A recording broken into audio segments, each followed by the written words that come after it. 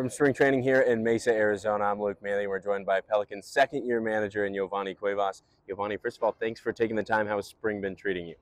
For sure. Thank you guys for giving me the opportunity to do this with you guys. Spring training's been great so far. Just watching the guys getting better and getting ready for the season.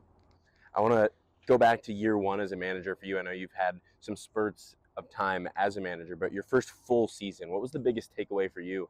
How did you improve the most as a manager? Unforgettable season, having those coaches that I have around me helped me a ton. And that team that we have was awesome to have them. Obviously, it was like we started pretty slow this season. We finished it up pretty good. That means that we did a good job with them on their development. So yeah, that was one of the biggest things. Of that group of guys from last year, some of those guys are going to end up taking jumps to high South Bend. Some of them are going to be back in Myrtle.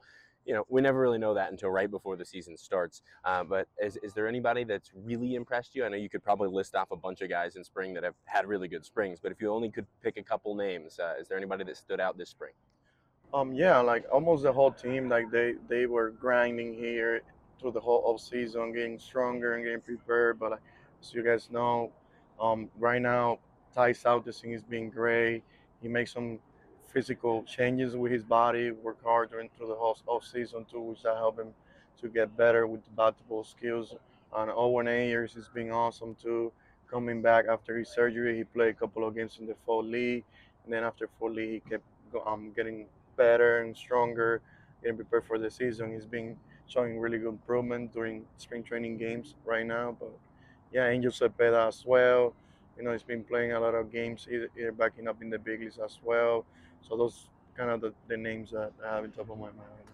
I love it when you kind of go back and look at last year as a whole.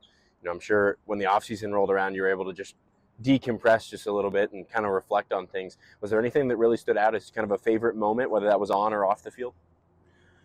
No, to be honest with you, but the moment that I will never forget was when we clinched. So that means like the guys, it was the first step that they have to at least celebrate a little bit of the work that they had done through the year. We couldn't won the championship, but that was a cool moment for all of them, especially that they were working hard through the whole season. You mentioned, a lot of credit to your coaching staff and helping you navigate year one as a full-time manager in professional baseball. It's a very similar staff this year. We announced that, a lot of returners. You have a couple of new pieces. Talk to me about what those guys mean, and then we'll talk a little bit about some of the newcomers.